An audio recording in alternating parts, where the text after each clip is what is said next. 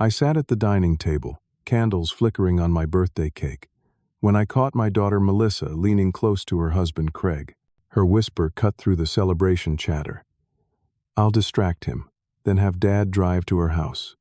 Get everything ready before sunset." Craig nodded, glancing nervously at me. The room suddenly felt cold despite the Arizona heat outside. My gut twisted. My own daughter, plotting something on my birthday. I forced a smile, but my hands trembled as I gripped my fork. Everyone kept talking around me, but their voices sounded distant now. My mind raced back to what I'd just heard. Distract him, drive to her house, get everything ready. What were they planning? My daughter kept smiling at me from across the table, that same sweet smile she'd given me since childhood. But now it looked different, calculated. I needed to know what was happening. I excused myself, claiming I needed the bathroom. Nobody looked suspicious. I walked down the hallway of their suburban Phoenix home, past the bathroom, and slipped into Craig's office instead. My heart hammered against my ribs. The office was neat, organized. Craig worked as a financial advisor, and it showed. File cabinets lined one wall. A large desk sat in the center with a computer and stacks of folders. I moved quickly, listening for footsteps. My hands shook as I started opening drawers. Third drawer down, I found them. Manila folders with my name typed on the labels. Leo Brennan. That's me. I pulled out the first folder and my blood went cold. Property transfer documents. My house. The house where I'd lived with my wife for 32 years before she passed. The house worth $450,000 according to the market assessment paperwork inside. And there, on the signature line, was my name. My signature. Except I'd never signed these papers. Never even seen them before. I kept looking. Found more documents dated 2 weeks ago. More forged signatures. My hands weren't shaking anymore. They were steady with rage. Then I found the emails. Printed copies of conversations between Melissa and someone named Helen. I recognized the name. Helen was Melissa's business partner in real estate. The emails talked about the plan and getting the old man to cooperate and her house where everything would be finalized. I pulled out my phone and started taking pictures.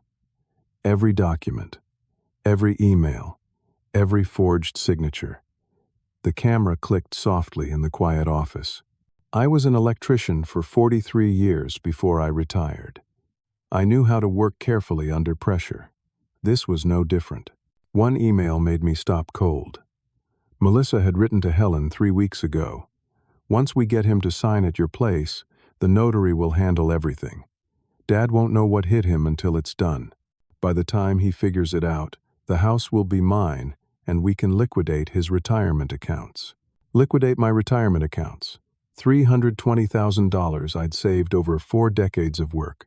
Money I'd planned to leave for my grandson Travis. Money for emergencies, for my future. I heard footsteps in the hallway. Quickly, I shoved the folders back, closed the drawer, and slipped out of the office. Made it to the bathroom just as Melissa walked past. "Dad, you okay in there?" Her voice sounded concerned, loving even. "Fine, honey. Just taking a minute." I looked at myself in the mirror, 67 years old, gray hair, weathered face, 3 years a widower. I'd thought my daughter loved me, thought she was helping me through grief. All those family dinners she'd insisted on. All those times she'd brought me food, stayed to eat with me. Had she been drugging me, preparing for this? I splashed cold water on my face and went back to the dining room. Melissa had poured me a glass of wine. My favorite red. She pushed it toward me with that smile. "Here, Dad. Birthday toast." I looked at the wine, looked at her, looked at Craig, who was watching me carefully. "Actually, I'm not feeling so great," I said. "Might be coming down with something." Melissa's smile tightened. "Oh no. Well, you should still have some cake at least. Come on, it's your birthday. Maybe just water. Don't be silly. 1 glass won't hurt." She pushed the wine closer. I left it untouched. Craig glanced at his phone, then showed the screen to Melissa. She nodded and checked her watch. 7:15. The sun was getting lower outside the windows. My grandson Travis sat at the other end of the table. 16 years old, quiet kid, smart. He wasn't looking at me. Kept his eyes on his plate. Something in his posture told me he knew. He knew what his mother was planning, and it was eating him up inside. The whole scene crystallized in my mind. This wasn't just a family dinner. This was staged. They'd gathered everyone here for a specific purpose, to get me somewhere, to Helen's house, to sign away everything I owned. Actually, Melissa said brightly, we were all thinking of heading over to Helen's place. She has a surprise for you. Birthday surprise. There it was. The trap, laid out in front of me. Helen? I tried to sound casual. That's nice of her, but I really don't feel up to it. Oh, come on, Dad. She went to all this trouble. Melissa's voice had an edge now. Impatience. Craig stood up. I'll drive you over there, Leo. You shouldn't drive if you're not feeling well. I'll be fine. I insist. Craig's tone was firm. Final. I felt the walls closing in. They weren't going to let me leave. Not without going to Helen's house first. I stood up from the table. I think I just need to go home. Get some rest. Thanks for dinner. Melissa stood too. Let me at least walk you out. We went to the driveway where my truck was parked. A 1998 Ford. I'd maintained it myself for 26 years. Knew every inch of that vehicle. I climbed in, turned the key. The engine cranked, but wouldn't start. Cranked again. Nothing. I knew that sound. Knew it immediately. I popped the hood and got out. Sure enough, the spark plug wires had been disconnected. Someone had disabled my truck. Someone who knew exactly what they were doing. Craig appeared beside me. Problem? Spark plugs. I kept my voice neutral. Ah, that's a shame. Good thing I'm here. Come on, I'll give you a ride home. We can swing by Helen's on the way. It's practically on the route. It wasn't on the route. Helen lived in the opposite direction from my house. But I was trapped. If I refused, if I called a cab, if I made a scene, they'd know I was onto them. And I needed time to figure out my next move. All right, I said. Thanks. I climbed into Craig's car. Melissa got into her own vehicle behind us. A convoy. Making sure I arrived at Helen's house. During the drive, Craig made small talk. You know, Leo, getting older is tough. Sarah and I are really glad Melissa looks after you. Sarah was Craig's mother. She'd died 5 years ago in a nursing home. Craig had been her power of attorney. Controlled everything in her final years. I'd thought he was a devoted son. Now I wondered. Family has to look out for each other, Craig continued. Make sure everyone's taken care of. Sometimes that means making difficult decisions. I understood the subtext. He was preparing me, softening me up. These were manipulation tactics, pure and simple. We pulled up to Helen's house. Nice place in a good neighborhood. 2-story, well-maintained. A car I didn't recognize sat in the driveway. Whose car is that? I asked. Probably Helen's friend. Come on. We went inside. Helen greeted us warmly. She was 42, professional, always dressed well. She'd been Melissa's business partner for 6 years. Leo, happy birthday. Come in, come in. She hugged me. I smelled expensive perfume. Melissa arrived right behind us. The timing was too perfect. Coordinated. Helen led us to her dining room. Documents were spread across the table. Neat stacks of paper. A woman I didn't know sat at the head of the table. Mid-50s, wearing a business suit, uncomfortable expression on her face. Leo, this is Patricia. She's a notary public. My stomach dropped. A notary. Of course. They needed my signature witnessed and official. Please, sit down, Helen said. There are some important papers we need to discuss. Saturday. Melissa sat beside me. Craig stood behind my chair. I felt surrounded. Patricia, the notary looked nervous, kept glancing at Melissa. The documents were pushed in front of me. I started reading carefully. Property transfer agreement. My house, transferred to Melissa Brennan Foster. No money changing hands. listed as a gift. Effective immediately. I kept reading. Next document. Power of attorney. Giving Melissa complete control over all my financial decisions. Next document. Transfer of retirement accounts. My pension, my savings, my wife's life insurance money. Everything flowing into accounts under Melissa's control. The fine print said I was voluntarily simplifying my affairs and that Melissa would manage assets during my declining years and provide me with appropriate care and oversight. This is for your own good, Leo, Helen said gently. As you get older, these things become harder to manage. Melissa loves you. She wants to take this burden off your shoulders. What burden? I asked. I pay my bills. I manage fine. Dad, you forgot my birthday last month, Melissa said. You called me 3 times asking if we'd already had Thanksgiving. It's only October. I hadn't forgotten her birthday. Hadn't called her about Thanksgiving. She was lying. Creating a narrative. These documents will protect you, Craig added. Make sure everything is handled properly. You won't have to worry about anything. I looked at the date stamps. These documents had been prepared 6 months ago, March. That was 1 month after my wife's funeral. While I was still deep in grief, barely able to function, they were planning this.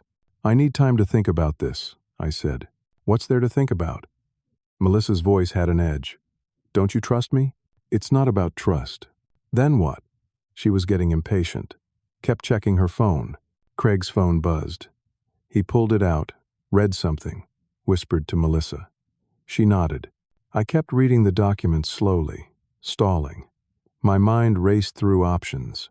I couldn't sign these, but I couldn't just refuse without them knowing I'd discovered their plan. And I was outnumbered. 3 against 1, 4 if you counted the notary. Then Travis walked into the room. He'd been so quiet I'd forgotten he was here. He looked at the papers spread across the table, looked at his mother.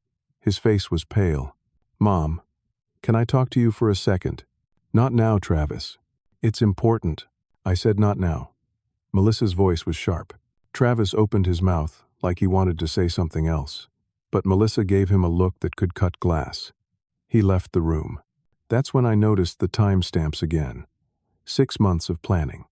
But there was more. I flipped to another page. Found a medical assessment from a doctor named James Morrison. The assessment said I showed signs of cognitive decline, early dementia, confusion, memory loss, difficulty with financial decisions. Who's Dr. Morrison? I asked. I've never heard of him. Your regular doctor retired last month, Helen said. Dr. Morrison took over his practice. He's excellent. I'd never been to Dr. Morrison. Never been evaluated. This was a fake document. Had to be. I want to talk to my attorney, I said. Stuart Blackwood. Before I sign anything. Melissa and Craig exchanged a look. Something passed between them. Something dark. Dad, Melissa said softly. Stuart passed away. Heart attack. 2 weeks ago. I thought someone told you. The room spun. Stuart was dead? My attorney of 15 years? The man who'd helped my wife and me with our will, our trust, every legal document we'd ever needed? Nobody told me. I whispered. We didn't want to upset you. You've been so confused lately.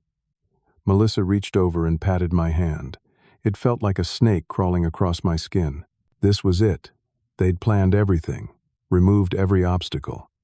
My attorney was dead. My doctor was gone, replaced by someone in their pocket.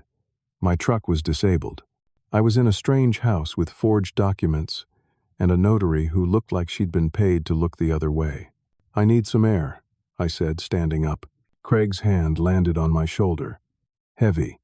Firm. Let's just finish this first, Leo. Then you can rest. I need air now. Sit down, Dad. Melissa's voice had gone cold. The mask was slipping. We've put too much work into this. There it was. The truth, finally visible in her eyes. I pulled away from Craig's grip and stood. I'm not signing anything. The room went silent. Melissa's pleasant expression evaporated completely. She looked at me with eyes I didn't recognize. Cold. Calculating. Nothing like the daughter I'd raised. "You can't leave, Dad. Watch me." I started toward the front door. Craig blocked my path. He was taller than me, younger, stronger. I tried to push past him, but he grabbed my arm. "Let me go. Not until we finish this conversation," Craig said. Melissa stood up and walked over. She pulled out her phone and showed me the screen. Court documents. A petition filed 3 days ago in Maricopa County Superior Court. I scanned the text. Emergency guardianship petition.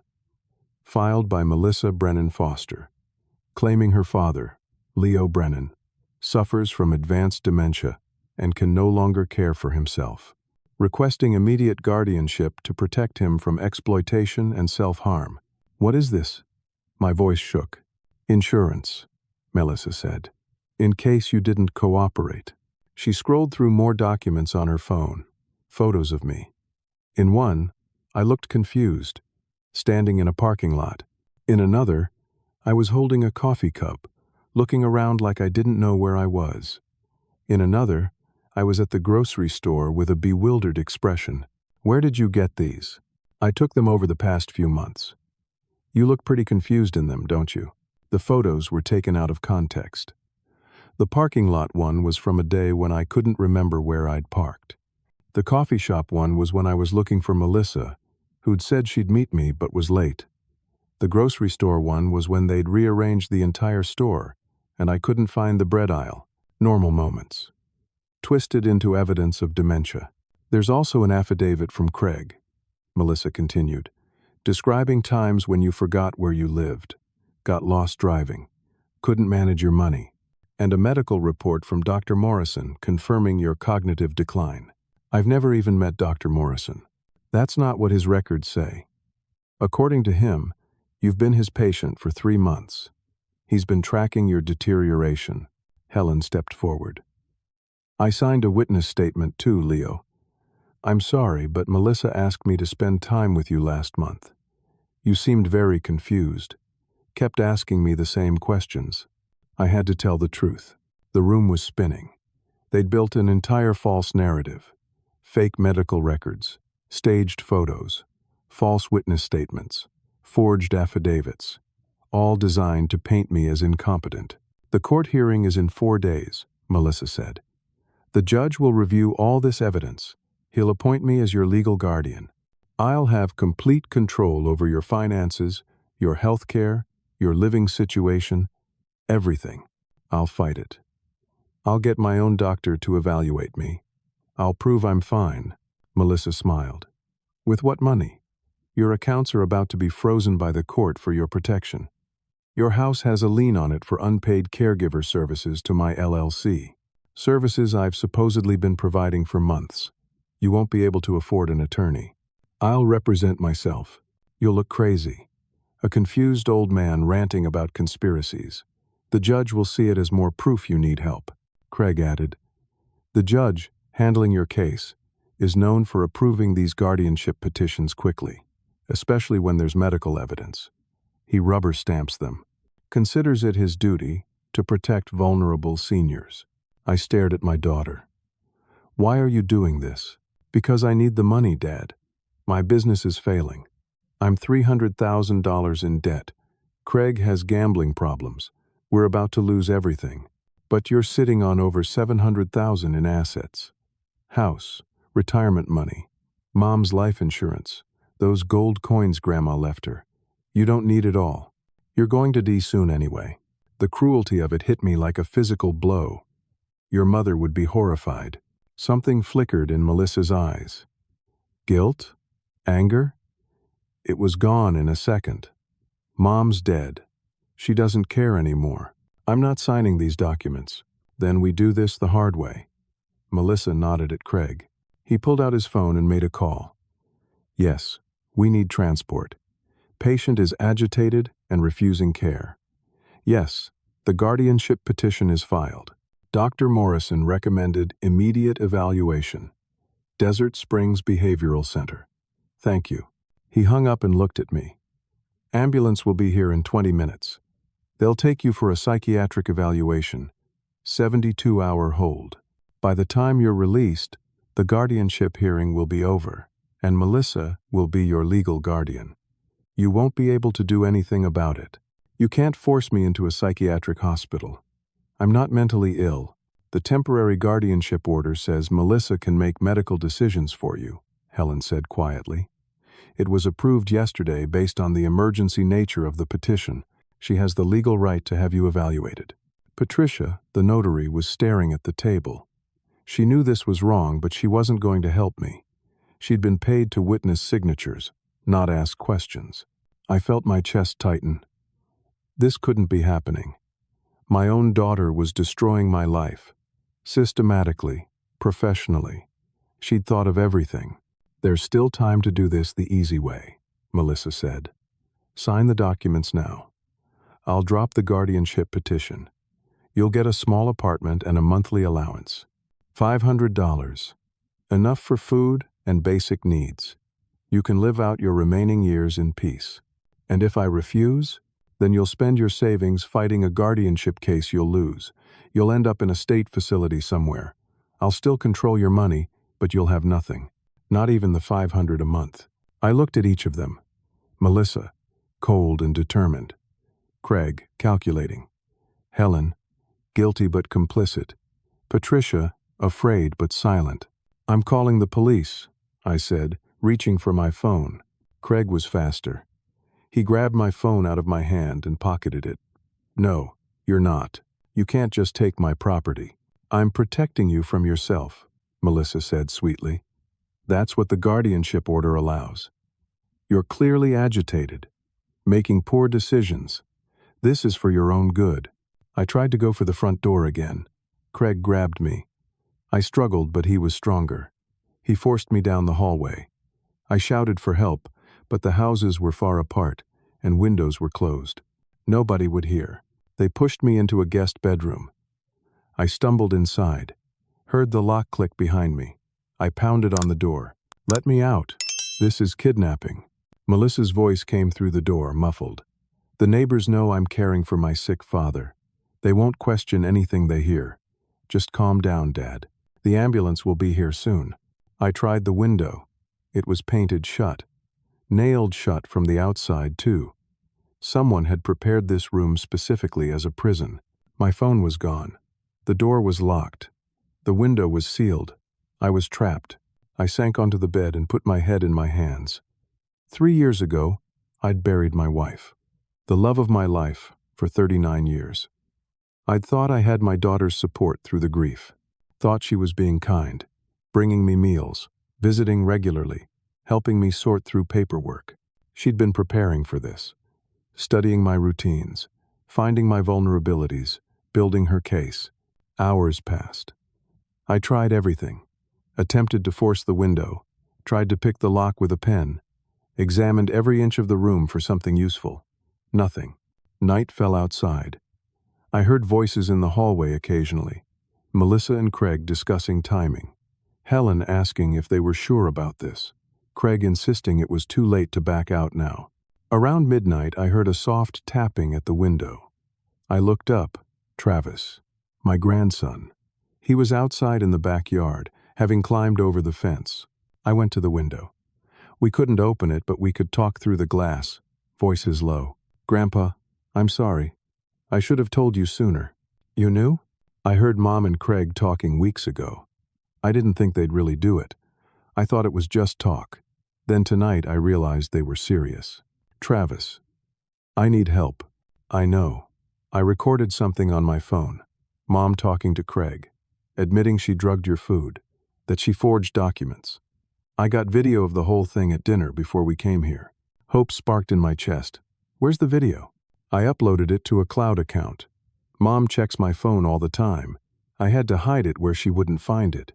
But Grandpa, I have a plan, he explained quickly. In the morning, he'd create a distraction. I needed to get out and run to a neighbor's house 2 doors down. Woman named Amanda. Retired police officer. Travis knew her from his volunteer work at the community center. She'll help you if you can reach her. I promise. What about you? Won't your mother punish you? I don't care anymore. What she's doing is wrong. You're my grandpa. You've always been good to me. Travis reached into his pocket and pulled out a power bank. For your phone. I'm going to slide it under the back door. There's a gap. You can charge your phone tonight. Travis, thank you. Just be ready tomorrow morning. When you hear me yell, run. Don't stop. He disappeared into the darkness. 5 minutes later, I found the power bank slid under the door. I plugged in my phone and watched it slowly charge. At 2% battery, before it died, I'd managed to send one text to my sister Diane in Tucson. Melissa trying to steal everything. Forged documents. Locked me in Helen Martinez house 4770, Saguaro Drive, Phoenix. Send help. I didn't know if it went through before the phone died. But now, with the power bank, I could charge it fully.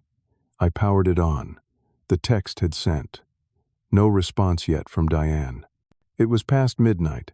She was probably asleep. I sat in the dark room and thought about my wife, Margaret. She'd always said Melissa had a selfish streak. I'd defended our daughter, insisted she was just ambitious, determined. Margaret would have seen through this plan long before I did. I'd been blind, willfully blind, because I wanted to believe my daughter loved me. Now I had to accept the truth.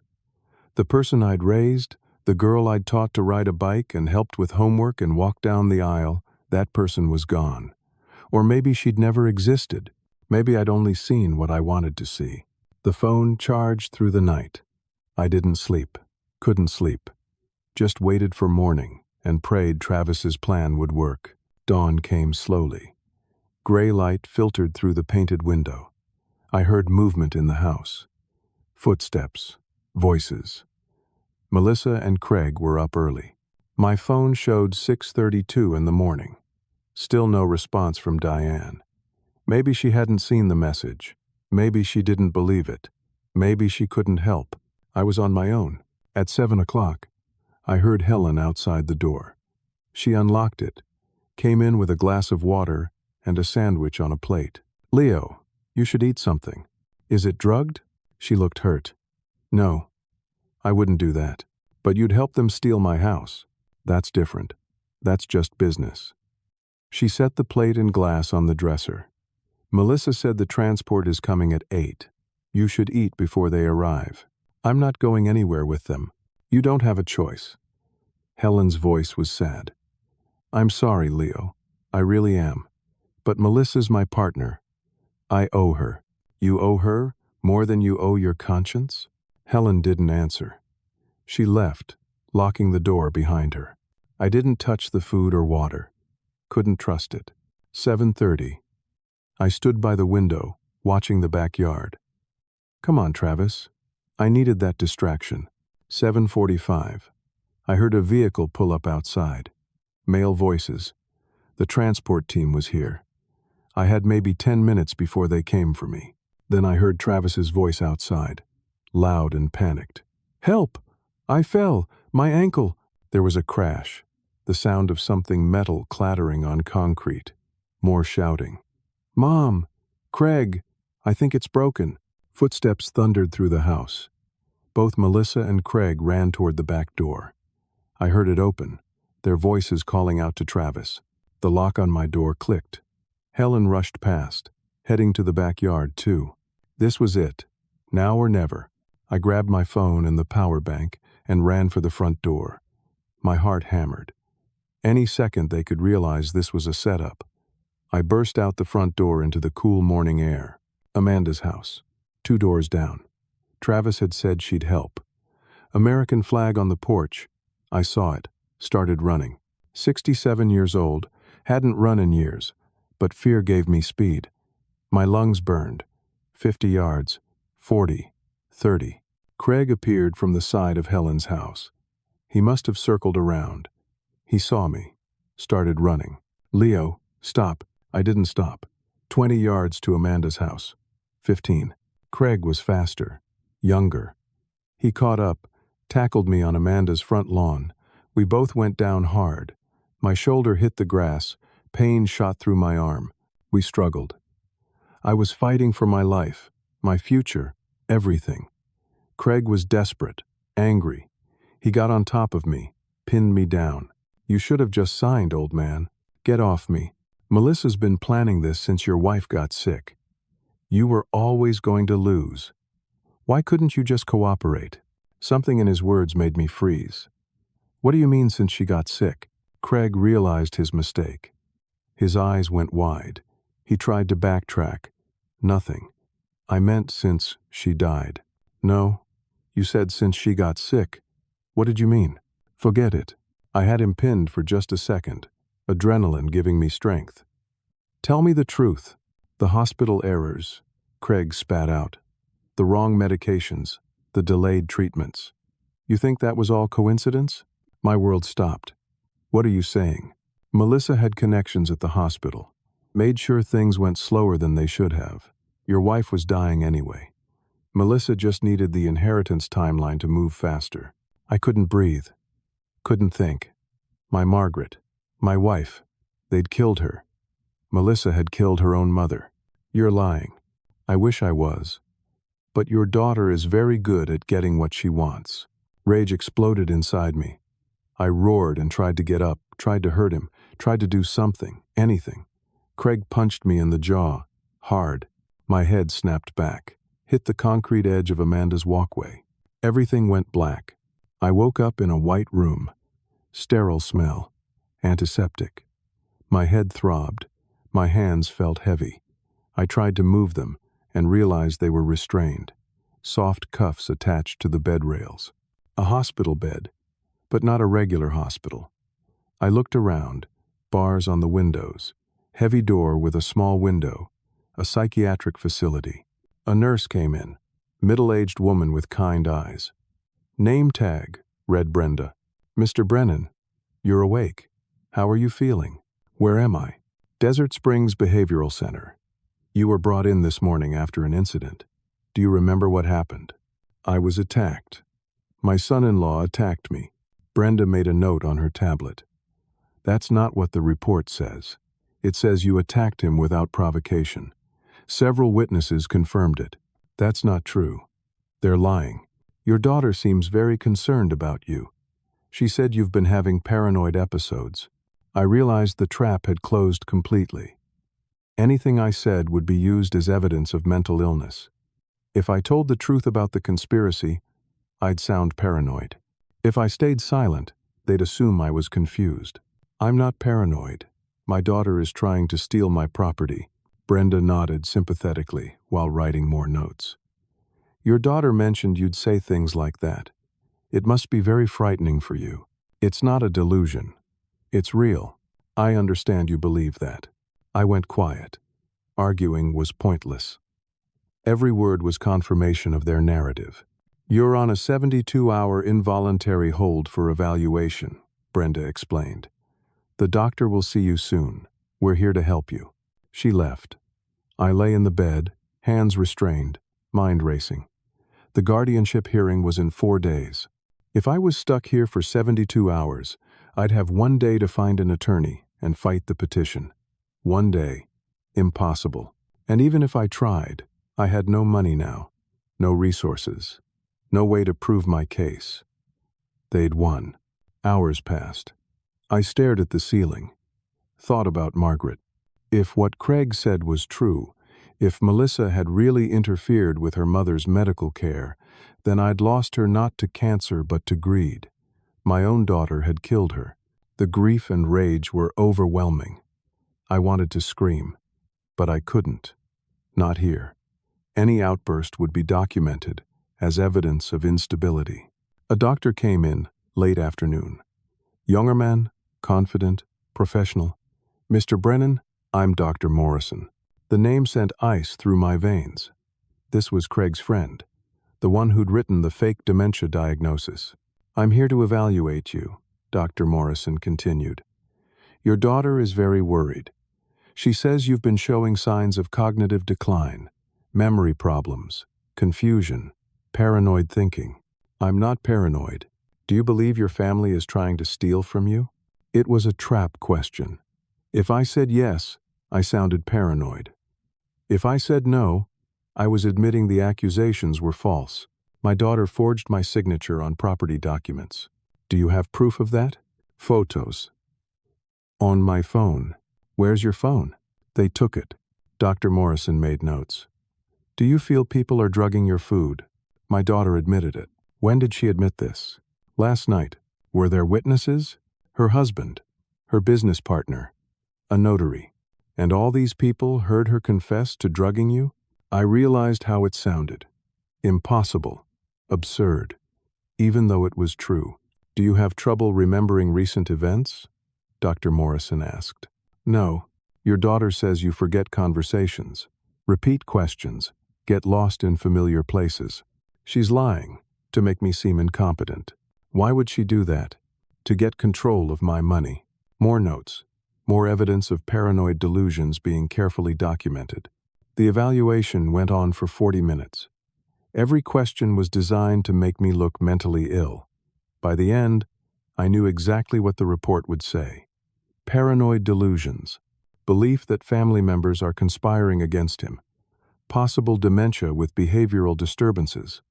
Recommend continued evaluation and possible long-term care. Dr. Morrison left. I was alone again. That evening, Melissa and Craig were allowed to visit. Family members of patients were encouraged to participate in care. They came into my room with concerned expressions. Dad, we're so worried about you. Melissa spoke loudly enough for the hall monitor to hear. Then she leaned close and whispered so only I could hear. The hearing is tomorrow at 10. You'll be here. The judge will sign the order. Everything transfers by noon. You'll get $500 a month allowance if you behave. Craig whispered too. The truth about your wife stays buried. Unless you keep fighting. Then everyone learns how she really died.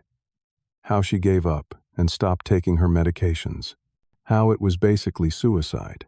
My hands clenched. They'd turn Margaret's death into a weapon. Destroy her memory. Make people think she'd chosen to die. Abandon me. We love you, Dad. Melissa's voice was bright again. For the cameras. We just want what's best. They left. I lay in the bed, staring at the ceiling. Everything was gone. My house. My money. My freedom. The truth about Margaret. My daughter had taken it all and there was nothing I could do.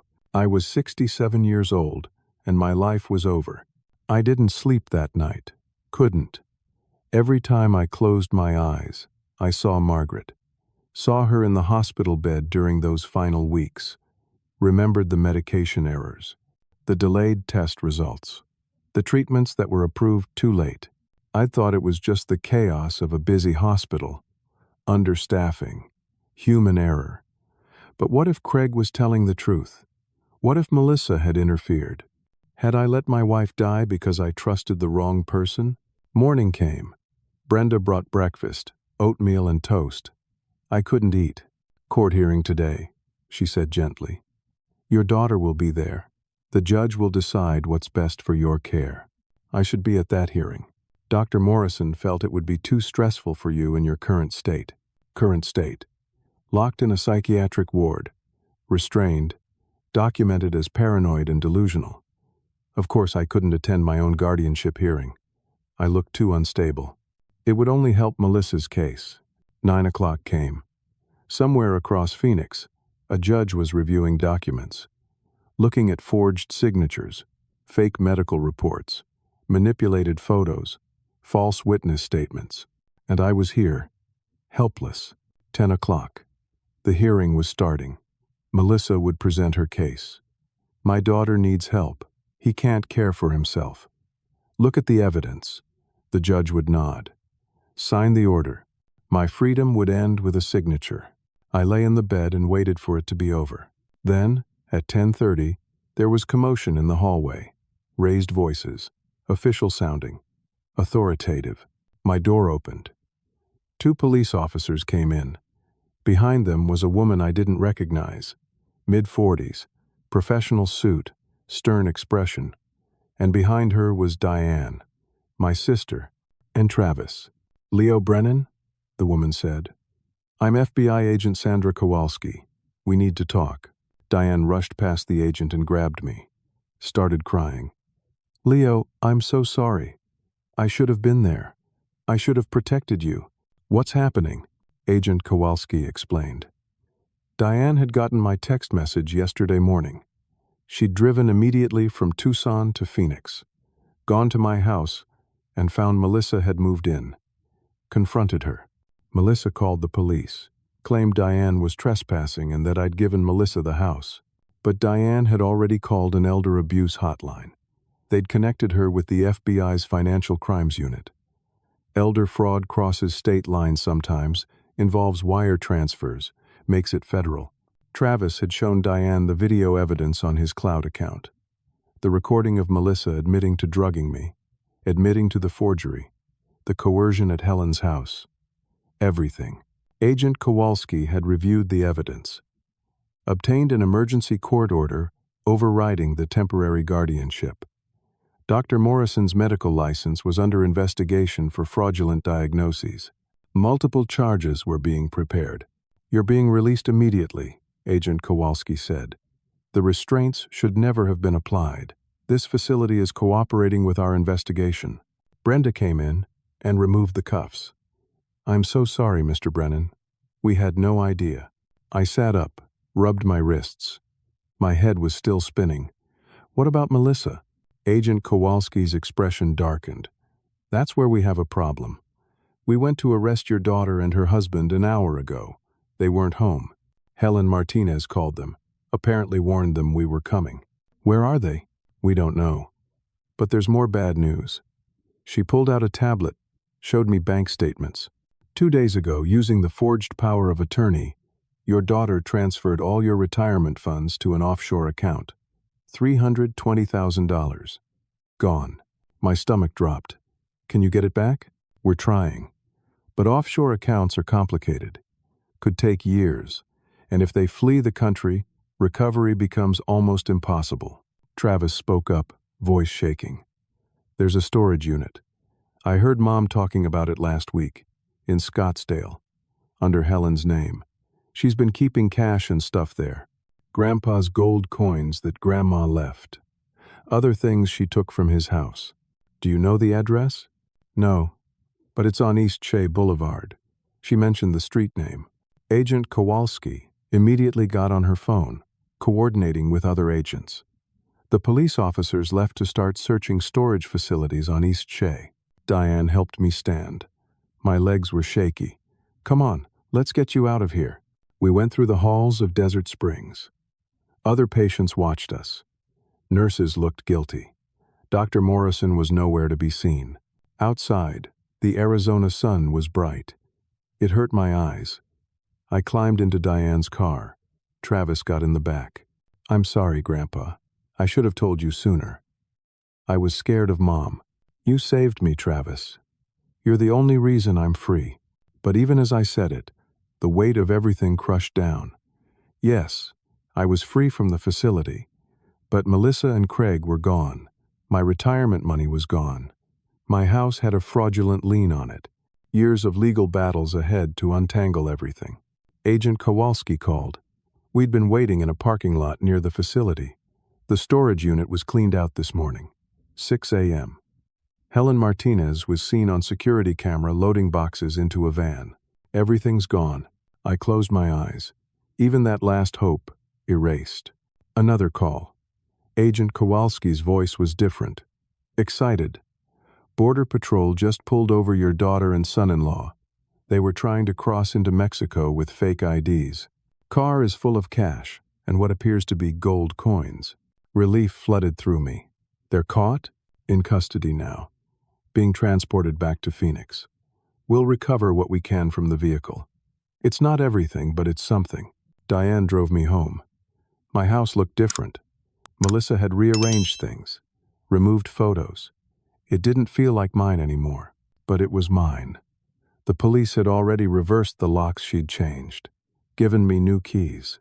I walked through the rooms, thought about Margaret, wondered if Melissa really had interfered with her care. Craig had said it, but was he telling the truth or just trying to hurt me? I might never know. That night, I sat in my living room with Diane and Travis. We didn't talk much, just sat together. Family, real family. The kind that shows up when you need them. Travis was living with me now. He'd refused to see his mother, was planning to testify against her. Agent Kowalski had explained the charges: wire fraud, elder fraud, forgery, identity theft, conspiracy. Melissa and Craig were facing serious federal time. But Helen was still missing. She'd taken whatever Melissa had stashed in that storage unit and disappeared. Could be anywhere. The legal battles would take years. Untangling the financial mess, recovering the offshore money if possible, removing the fraudulent lien, fixing my credit, rebuilding my life. I was exhausted, 67 years old and starting over. Travis sat next to me on the couch. "Grandpa, are you going to be okay?" "I don't know. I'm here. Aunt Diane is here. We'll help." I looked at this kid. 16 years old. He'd risked everything to save me. Stood up to his own mother. Recorded evidence. Made a plan. Followed through even when he was terrified. "Thank you, Travis. You do the same for me." He was right. I would. That's what family does. Real family. Not the family that shares your blood necessarily, but the family that shows up, the family that fights for you, the family that tells the truth even when it's hard. I'd lost one daughter, but I'd gained clarity. And I still had people who loved me. It would have to be enough. 3 days later, I sat in my living room with Agent Kowalski. She'd come to give me an update. "We've charged Melissa and Craig with multiple federal counts. They're both in custody. Bail denied due to flight risk. The evidence Travis provided was crucial. What about Helen? Still looking. She withdrew $70,000 in cash from her accounts before disappearing. Could be anywhere in the country. We've issued a warrant. And my money? We froze the offshore account. But the transfers are complex. Could take months or years to recover." "I'm sorry." I nodded. Expected that answer. "There's something else," Agent Kowalski said. "We've been digging into your wife's medical records. You mentioned Craig said something about Melissa interfering." My heart stopped. And there were irregularities. Medication orders that were changed without doctor approval. Treatment delays that weren't documented. Test results that disappeared temporarily. "We can't prove Melissa was directly responsible. She didn't have computer access to the hospital systems, but she did have a friend who worked there. Nurse named Patricia Dunn. The notary. The same. Patricia worked at Mercy General Hospital where your wife was treated. She had access to patient records. We found emails between her and Melissa discussing your wife's care, discussing natural progression, and letting things take their course. Did she kill her?" Agent Kowalski chose her words carefully. "Your wife had stage 4 cancer. She was terminal. But there's evidence Melissa and Patricia delayed certain palliative care measures that could have extended her life. Maybe a few weeks, maybe a few months. We can't prove murder, but we can prove interference with medical care. Why would Melissa do that? We found financial records. 5 years ago, your daughter's real estate business collapsed. She lost $300,000 in bad investments. Craig had gambling debts of $150,000. They were facing bankruptcy. Possibly prison for Craig, who'd been embezzling from his firm. Everything clicked into place. They'd been desperate, drowning in debt. And I was sitting on $700,000 in assets. They'd already targeted other people," Agent Kowalski continued. "We found evidence of similar schemes with 2 other elderly clients. Those victims settled in civil court, didn't press criminal charges, but it established a pattern. Melissa and Craig would identify vulnerable seniors, gain their trust, then systematically steal their assets through forged documents and fraudulent guardianship petitions. How many people did they hurt? At least 4 that we know of. Probably more. We're still investigating. I felt sick. My daughter was a serial predator. How had I not seen it? The doctor who diagnosed you with dementia lost his license," Agent Kowalski said. "Turns out he was Craig's medical school roommate. He'd provided fake diagnoses for 4 other people in similar schemes. He's been charged too. What happens now? Trial. Probably in 8 to 10 months. With Travis's video evidence and Helen's testimony, if we can find her, we have a strong case. Melissa and Craig are looking at 15 to 20 years in federal prison. 15 to 20 years. My daughter would be in her 50s when she got out. If she got out, your retirement funds are being traced. We've recovered about $310,000 so far. The rest might be gone permanently. The gold coins were all in the car when they were arrested. Those are being returned to you. The fraudulent lien on your house has been removed. You own it free and clear again. What about the other victims? They're filing civil suits against Melissa and Craig. You could too, if you wanted. Recover damages beyond just the stolen money. I just want this to be over. Agent Kowalski stood. I understand. We'll keep you informed as the case progresses. If Helen surfaces, we'll bring her in. She's the key to proving the full extent of the conspiracy. After she left, I sat alone. Diane had gone back to Tucson, promising to visit every weekend. Travis was at school. The house was quiet. I looked at the photos on the mantel. Margaret smiling at our wedding. Melissa as a little girl, gap-toothed and happy. Family vacations. Birthdays. Graduations. Had any of it been real? Or had I imagined the daughter I thought I had? The phone rang. Unknown number. I almost didn't answer. Dad? Melissa's voice. Calling from jail, probably. I have nothing to say to you. Please, just listen. I'm sorry. I know I messed up. But I was desperate. You don't understand the pressure I was under. You drugged me, forged my signature, tried to have me declared incompetent, stole my money, and you might have killed your mother. I didn't kill her. She was dying anyway. I needed the money sooner, so you let her suffer longer than necessary. It wasn't like that. What was it like, Melissa? Explain it to me. Make me understand how my daughter became a monster. Silence on the line. The business failed, she finally said. Everything I'd worked for, gone. I couldn't tell you. Couldn't admit I'd failed. You and Mom were so proud of me. I couldn't face disappointing you. So instead you stole from me.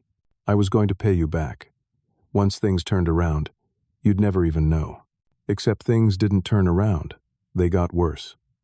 And instead of asking for help, you decided to destroy me. I panicked. Craig said we needed a big score, or we'd lose everything. Go to prison. I thought if I could just access your assets, I could fix everything, make it all work, then pay you back. You tried to have me committed to a psychiatric hospital, Melissa. I know. It got out of control. I couldn't stop it. Craig kept pushing for more, and I went along with it. You chose this. Every step. I'm your daughter. No. My daughter died. I don't know who you are. I hung up.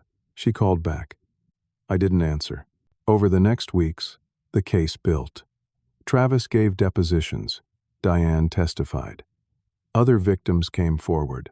The evidence was overwhelming. Helen was found 6 weeks later in New Mexico, arrested in a motel with $40,000 in cash and a fake ID.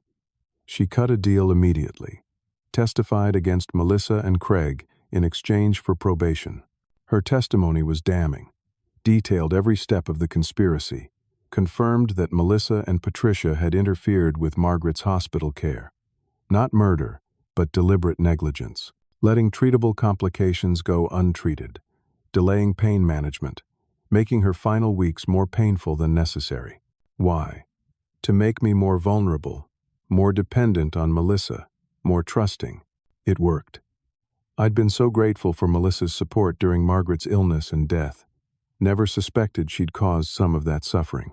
The trial was scheduled for January, 7 months after my birthday. 7 months after I'd heard that whisper and realized my daughter was planning something. I attended the preliminary hearings, sat in the courtroom, and watched Melissa in her orange jumpsuit. She wouldn't look at me. Craig sat beside her, also refusing eye contact. Travis testified. Calm, detailed. The video evidence was played. You could hear Melissa's voice clearly admitting to the drugging, the forgery, the plan. The defense tried to argue entrapment, tried to claim Travis had manipulated his mother into saying those things. Nobody believed it. By November, Both Melissa and Craig had accepted plea deals. 15 years for Melissa, 17 for Craig. Helen got probation and community service. Dr. Morrison got 3 years. Patricia Dunn got 5. The offshore money was mostly recovered. $310,000 of the $320,000. $10,000 lost to transfer fees and legal complexities. The gold coins were returned, worth about $200,000. Civil suits from the other victims were ongoing. Melissa and Craig had no assets left to seize, but the judgments would follow them forever. I donated $50,000 to the Elder Abuse Prevention Hotline that had helped Diane find me, set up a small scholarship fund at Travis's school, invested the rest conservatively. My house was mine again. My money was mine again.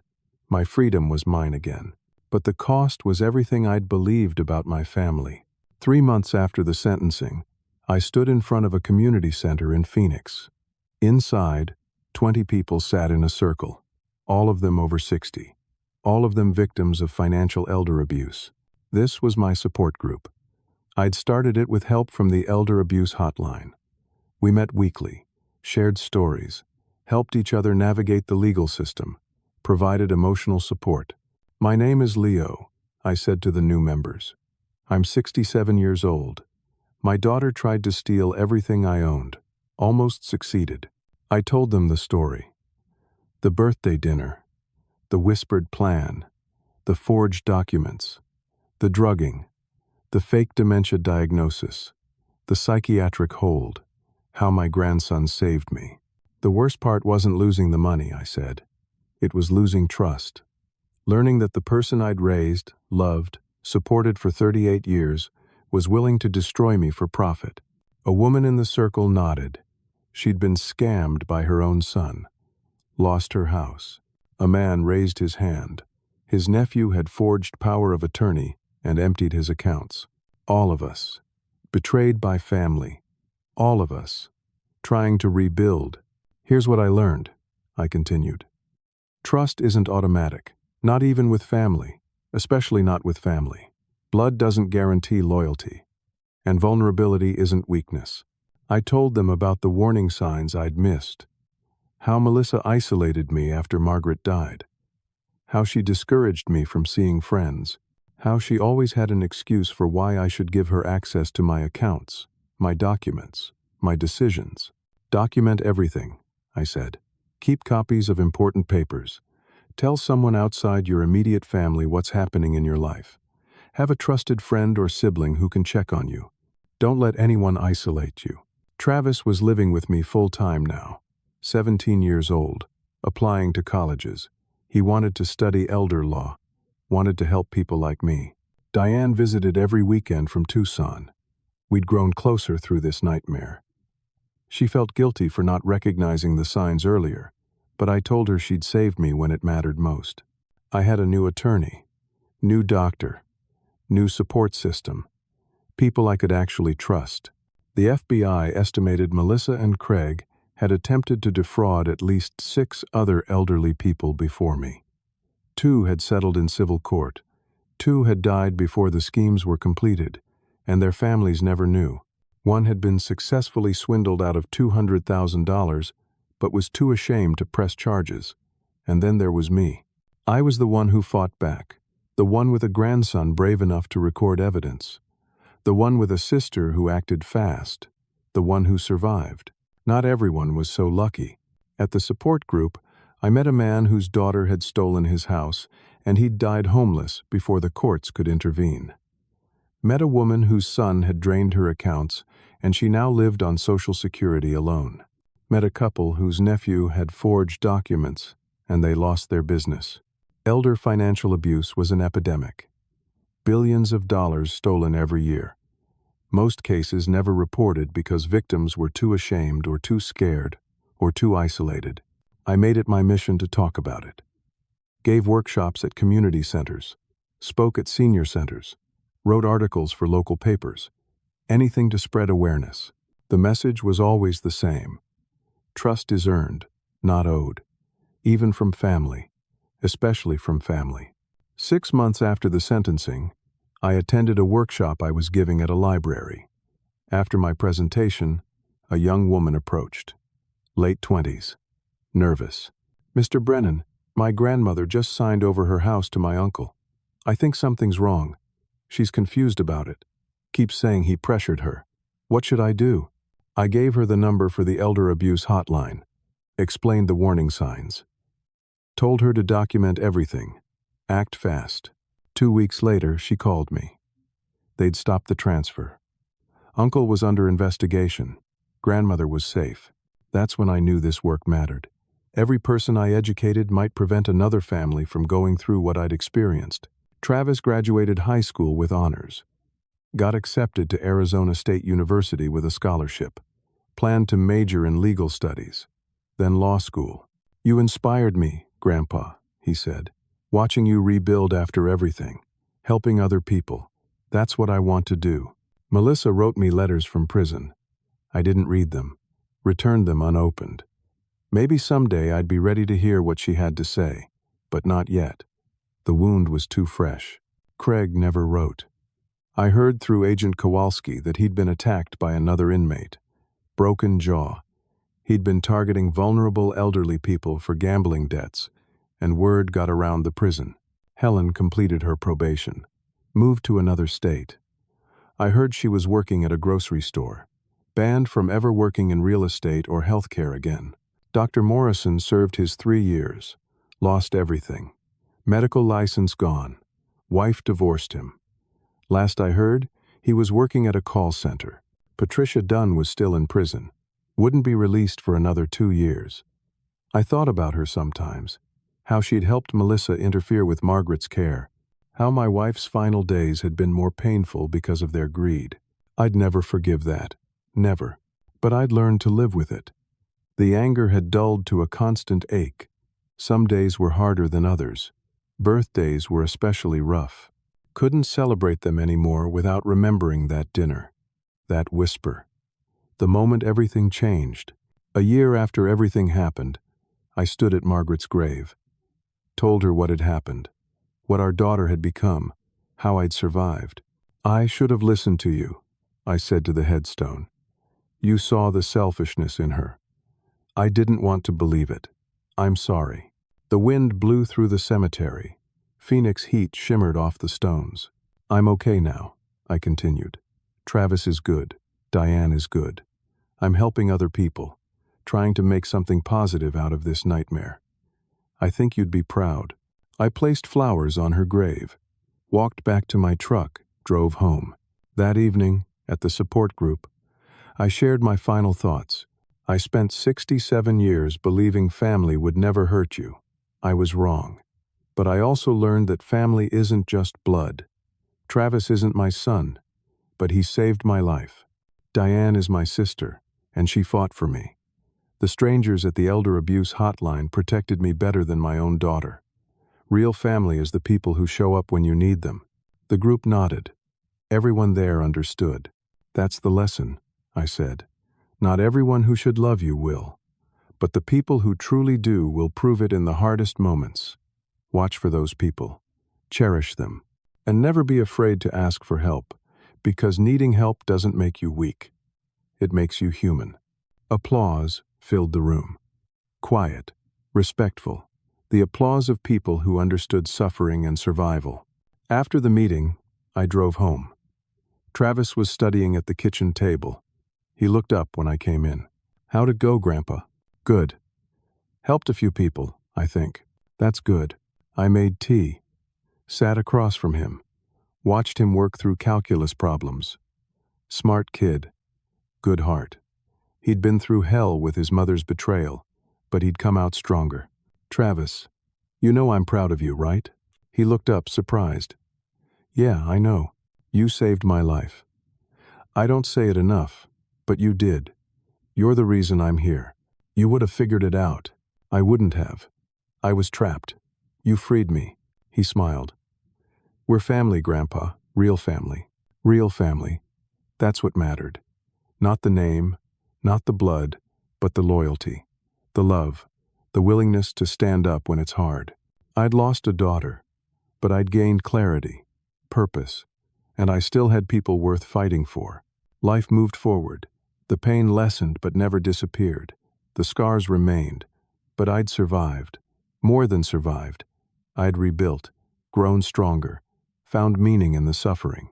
And every person I helped, every victim I educated, every family I saved from going through what I'd experienced, that was my triumph.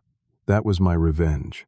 Not destroying Melissa, but becoming someone better than the person she'd tried to make me. Weak, confused, helpless, incompetent. I was none of those things.